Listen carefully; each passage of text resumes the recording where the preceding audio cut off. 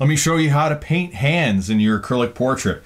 I am working on this 20 by 24 commissioned portrait of the couple, and today I want to show you how to paint hands, especially wrinkled hands, in your acrylic portrait. Now, this woman here is advanced in age, so she has some wrinkles on her hands that just wonderfully illustrate all the beautiful things she's done in her life.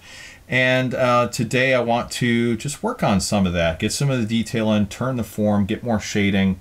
I'm using the acrylic glazing technique, so you start off with very translucent layers using matte medium, and then blend in more and more shading over time. So here's some matte medium, there's some paint, and I've got burnt sienna, raw umber dark, and raw sienna here.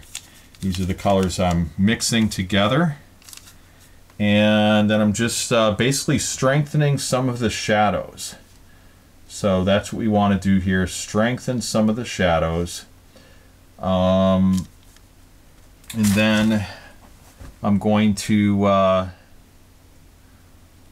just darken a few areas, showing these transverse tendons and wrinkles on her hand. Got a couple of spots here, so we have a wrinkle there I want to capture. Now this is where I'm working from on the reference photo. All right, so you can see these wrinkles and some of these tendons and blood vessels and all these things we want to capture here. And it does take time, takes a little patience, but we can definitely get it done. Okay, so right now I'm just using this kind of medium tint and a small round brush. Now I don't want to overdo the wrinkles. I want to kind of slowly glaze them in. Also want to make sure I have the shadow thick enough to show the full thickness of her fingers here. So I might have to extend this down. And even though I'm using this brownish color, we can shift that by going on top of it. But I'm just going to stick with this color, excuse me, because it's what I have on my brush. If she has a ring there, I need to put that in eventually. I don't want to just draw a line over the fingers, because we separate objects and paintings by value and distinction in value, and not in distinction in line. We initially use line to sketch it in, but we'll actually use value over time to make that realistic distinction. All right, so we have a couple of areas here that we're adding. Now I want to get a little more of her knuckle implied, and we have some shading on the right hand side of this structure of the top of her hand. We're gonna just start implying the knuckles here, put in a little glazing right there, and a bit of a separation right here. All right, and then we're gonna get a shadow underneath the guy's fingers. So you can see here in the whole composition, he's holding his wife and he's got his hand there. So I'm just putting in some more shading here to make his fingers look more realistic and actually imply part of the fingernail structure with just a curvilinear form going in that opposite way. And that'll start it off. And we put in a little bit of shading here to imply some of the wrinkles on his fingers right there and there. So that's good.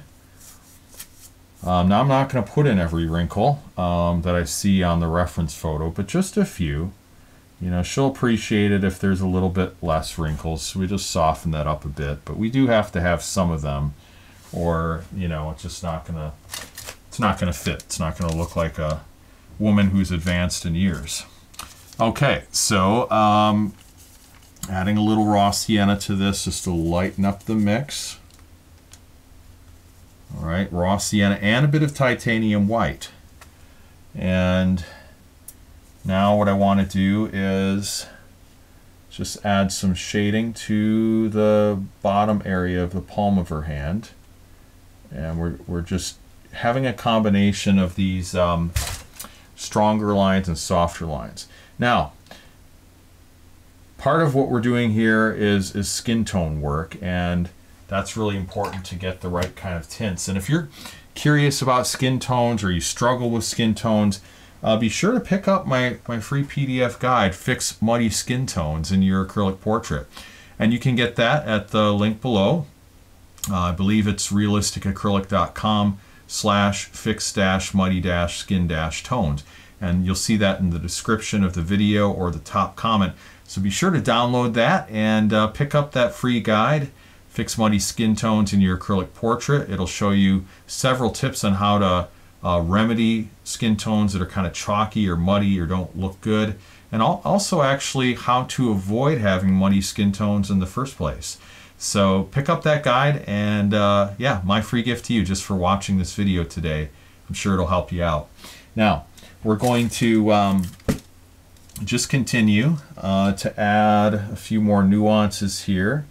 So we've got like a wrinkle right here that will kind of show that separation between the pinky finger and then the top of the hand, and that's important.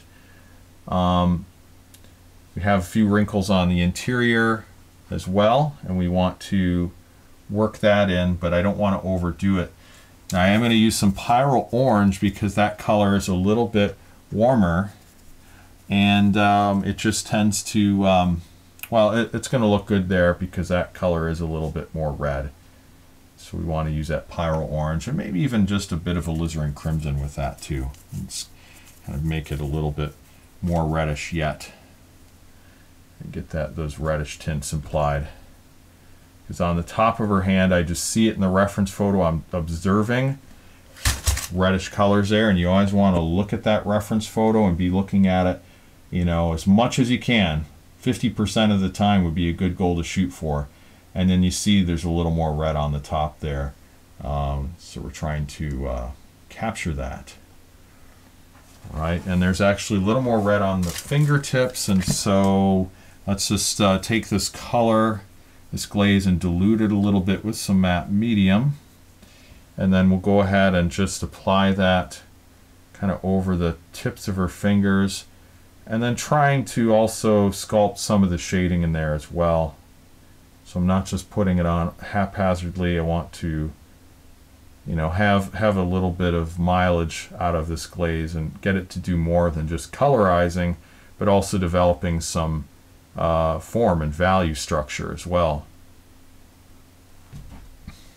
So a little more red in that area is good because, you know, like the top of her arm has more of a yellowish orangey tint, and then the hand is a little more pink, which makes sense because fingers tend to have all those blood capillaries there. But showing the distinction between like maybe her tanned part of her arm and then her fingers just lends a little more credibility to the realism on the portrait. So as much as you're able, try to get some of those nuances in there, and that can really help. Now on the tips, this should be darker. We've got her pinky right here, and then we've got her ring finger, so I'm just going to shade this in to kind of show the separation there between those areas. And eventually we'll get in some of the fingernail detail, but you know, it all kind of takes some time. Let's see, this part of the hand we could get a little bit darker as well, get some more separation between the finger and the knuckle and then the top of her hand. And I actually kind of had to invent some of this. It wasn't in there in the original image. There was a plant in front of her, but we took the plant out per the client's request. So I kind of had to make this up what it would look like, and hopefully we got it. There's probably going to be a little bit of a bump on her wrist here too. I'm imagining that I need to make sure, whoops, that I put that in. Something to show just that separation between, you know, her between her wrist and then her forearm. So we just put in a little bit of a separation there. Maybe something like that. I want to make sure I have all the foreshortening in. There'll be some separation there, and I might tackle that in another layer. Okay, so I'm going to stop off right here, and the hands are not finished, but I got them further along, and I just want to show you part of the process of doing that. I hope this video has been helpful to you. If you like it, give it a thumbs up, subscribe to this channel. hit that notification bell so that when I do a new video, you'll be the first to see it.